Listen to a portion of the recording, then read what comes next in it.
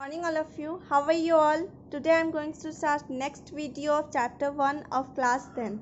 तो इससे पहले हम लोगों ने क्या पढ़ा था? फंक्शन मैकेनिज्म पढ़ा था नेफ्रॉन का. उसके बाद अब क्या पढ़ना था? रीनल फेलियर, यानी किडनी अगर फेल हो गया तो क्या उसका सर्वाइवल का चांसेस होगा, तो वही उसमें पढ़ना है. Some time a person kidney में स्टॉप वर्किंग, अचानक से काम करना बंद कर देता है.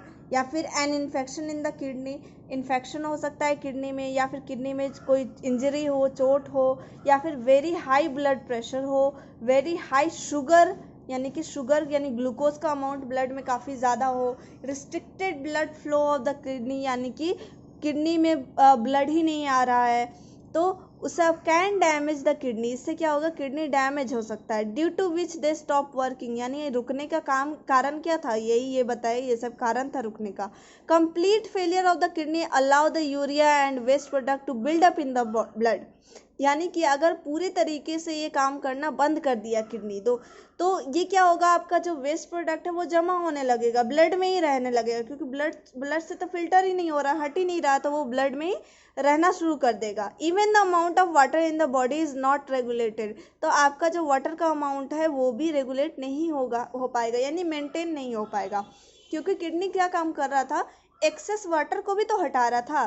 दिस विल कॉज डेथ, इससे क्या होगा? डेथ हो सकती है अगर पेशेंट को इमीडिएट यानी कि तुरंत अगर ट्रीटमेंट नहीं मिले.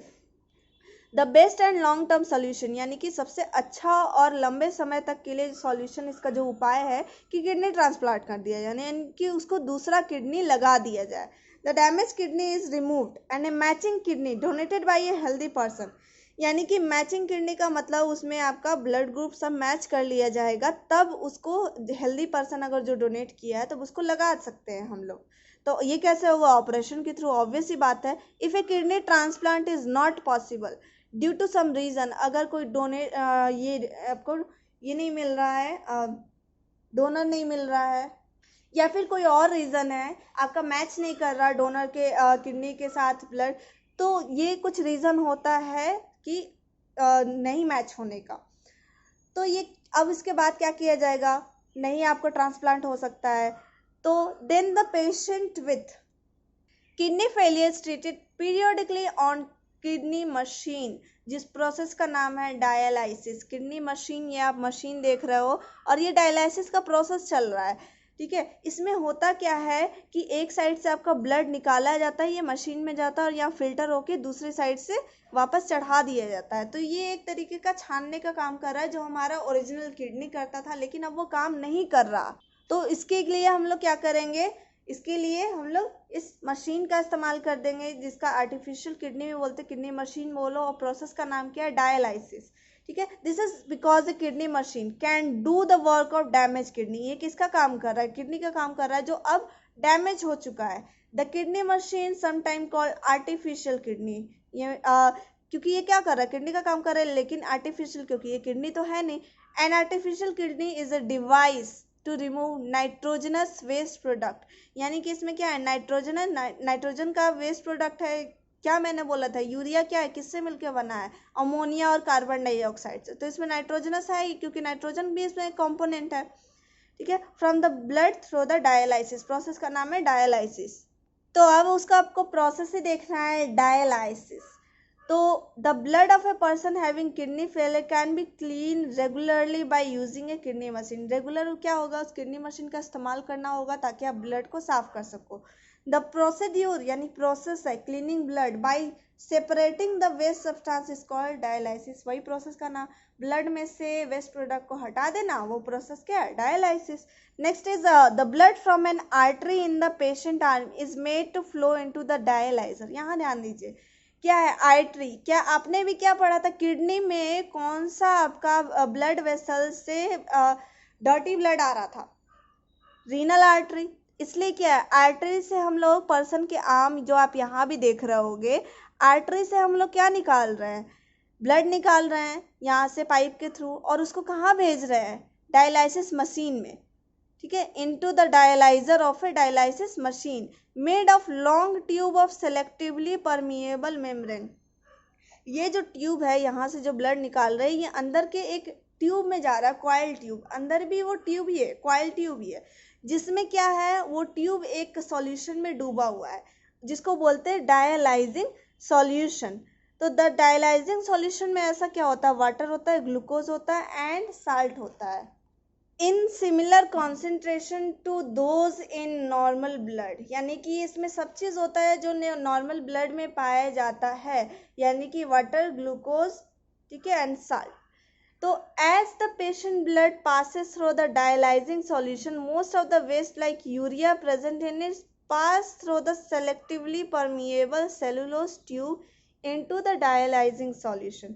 यहाँ ध्यान दीजिए, आपको ये बहुत छोटा सा लिखा हुआ है इसका प्रोसेस, लेकिन इसका ओरिजिनल जो है वो थोड़ा सा अलग है। यहाँ ध्यान दीजिए, आर्टरी, ये आपका आर्टरी है और यहाँ एक वेन है, ये आपको क्लियर हुआ। वेन क्या होता है, ऊपर होता है, आर्टरी नीचे होता है, इसलिए थोड़ा सा ये नीचे दिखाया है, ये ऊपर है, ठीक है। आर्टरी में आपको क्या होता है, डर्टी ब्लड, है ना। तो यहाँ से हम लोग ब्लड निकाले, यहाँ से निकाले, ये क्या है, पंप, कैसे ये अंदर जाएगा, इसको पंप करना होगा ना, थोड़ा सा प्रेशर डालेंगे तभी तो ये अंदर फ्लो करेगा, नहीं तो ये रुक जाएगा। तो ये पंप है डायलाइजर का, ठीक है। तो ये क्या, डर्टी ब्लड जा रहा है। यहाँ ध्यान दीजिए, यही तो एक टैंकर है जो मैं बता रही थी कि इसमें एक ट्यूब होता है, ट्यूब एक डूबा होता है लिक्विड में।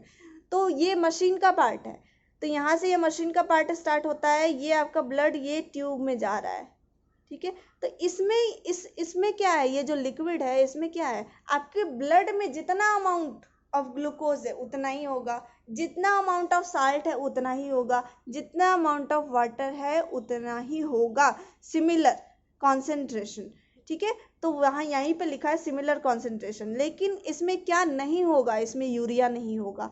ध्यान दीजिए, ये इंपॉर्टेंट है, इसमें क्या नहीं होगा, इसमें यूरिया नहीं होगा। तो यहाँ से जो आपका ब्लड पास कर रहा है, ये ट्यूब दिख रहा है, ये ट्यूब जैसे आपको नहीं लग रहा है ये नेफ्रॉन वाला ही स्ट्रक्चर है, इसमें जैसे जैसे पास होता है ये छनते जाता है। अब यहाँ क्या लिखा है कि ये क्या है, सेमी परमिएबल, ये जो ये बना हुआ है ये क्या है, सेमी परमिएबल, जैसा कि आपका क्या है कैपिलरीज होता है वैसे ही है, ठीक है। तो अब जैसे जैसे इसमें से पास होता जाएगा, यहाँ से ब्लड पास होते जाएगा, तो आपको नहीं लग रहा कि ये हायर कॉन्सेंट्रेशन से लोअर कॉन्सेंट्रेशन मूव करना चाहिए। एक और बात, बाकी सब चीज़ तो इसमें सेम है, यानी जैसा आपके ब्लड में होता है वैसे ही ये लिक्विड है। एक्सेप्शन मैंने क्या बोला था, इसमें क्या नहीं होगा, यूरिया। अब ये क्या, यूरिया तो छोटा भी होता है साइज में, तो ये क्या होगा, ईजिली इसके मेम्ब्रेन से पास कर जाएगा, यानी ये धीरे धीरे यूरिया क्या होगा, बाहर निकलने लगेगा। मैंने क्या बोला था, from their higher concentration to their lower concentration, osmosis वाला प्रोसेस है, ठीक है। तो ये क्या हो रहा है, ये बाहर निकलने लगेगा। अब आप बोलोगे कि यूरिया बाहर निकल रहा है तो बाकी सब चीज़ बाहर क्यों नहीं निकल रहा, क्योंकि आपने क्या रखा है, इसमें कॉन्सेंट्रेशन इक्वल रखा है। किसका कॉन्सेंट्रेशन, सारा कॉन्सेंट्रेशन इक्वल रखा है, लेकिन क्या नहीं रखा, यूरिया, इसीलिए सिर्फ यूरिया ही बाहर मूव कर रहा है, ठीक है। तो वही चीज़ यहाँ बाहर मूव कर रहा है, वही यहाँ लिखा है tank of water containing glucose and salt, क्योंकि आपको ग्लूकोज ज़रा भी वेस्ट नहीं करना है, ग्लूकोज बहुत इंपॉर्टेंट है। तो ग्लूकोज बाहर नहीं जाने के लिए आप क्या रखोगे, दोनों का कॉन्सेंट्रेशन इक्वल रखोगे। ये 9th क्लास वाला पार्ट है, ऑस्मोसिस वाला, दोनों का कॉन्सेंट्रेशन इक्वल रहेगा तो ना कोई ग्लूकोज बाहर जाएगा और ना ही कोई ग्लूकोज अंदर आएगा। या फिर आप ऐसा कह सकते हो कि जितना बाहर जाएगा उतना ही अंदर भी आ जाएगा, तो टोटल अमाउंट क्या हुआ, नेट एक्सचेंज क्या होगा, 0 हो जाएगा। Dialysis tube made of selectively permeable membrane, जैसे कि सेलुलोज होता है, तो ये क्या है, सेलेक्टिवली परमिएबल, आपको याद होगा वही ऑस्मोसिस वाला पॉइंट है, higher concentration to lower concentration move हो गया। यहाँ तक आते आते ये पूरा फिल्टर हो जाएगा, यहाँ तक आते आते क्या होगा, ये पूरा फिल्टर हो जाएगा। क्या फिल्टर होगा, ब्लड फिल्टर हो जाएगा, क्योंकि यहाँ तक आते आते सारा जो आपका यूरिया है ये बाहर निकल गया। अब आप ध्यान दीजिए, यहाँ पे क्या एक होल है, used dialysis solution containing waste from blood, ये क्या होगा, ये क्या है, ये बाहर निकल रहा है, जो यूज़ हो गया इसमें डायलिसिस ट्यूब। अब जो आपका ये ब्लड साफ होते जा रहा है तो ये यहाँ क्या हो गया, यूरिया भरते जाएगा ना। यहाँ ध्यान दीजिए, अगर ये यूरिया भरते जाएगा तो ये हायर टू लोअर मूव नहीं करने लगेगा। फिर अगर यहाँ पे बाहर का कॉन्सेंट्रेशन ज़्यादा हो गया तो बाहर से फिर अंदर आने लगेगा, तो इस सॉल्यूशन को हटाना होगा। तो वही यहाँ पे क्या हो रहा है, यूज्ड वाला सॉल्यूशन हम हटा रहे हैं, और यहाँ से क्या हो रहा है, यहाँ देख रहे हो फ्रेश डायलाइसिंग सॉल्यूशन, यहाँ क्या कर रहे हैं, फ्रेश वाला डाल रहे हैं ताकि ये एक ही डायरेक्शन में मूव करता रहे, यानी कि ये जो ट्यूब है इससे बाहर निकलते रहे, उल्टा ना हो जाए। इसलिए क्या हो रहा है, हम नया सॉल्यूशन इसको डालते जा रहे हैं। तो waste substance diffused out of the blood, यहाँ वेस्ट सब्सटेंस क्या है, यूरिया है। अब क्या हो गया, यहाँ तक आते थे, मैंने बोला ना कि क्लीन हो जाएगा, तो क्लीन ब्लड क्या हो गया, अब वापस आपके वेन में ट्रांसफ़र कर दिया जाएगा।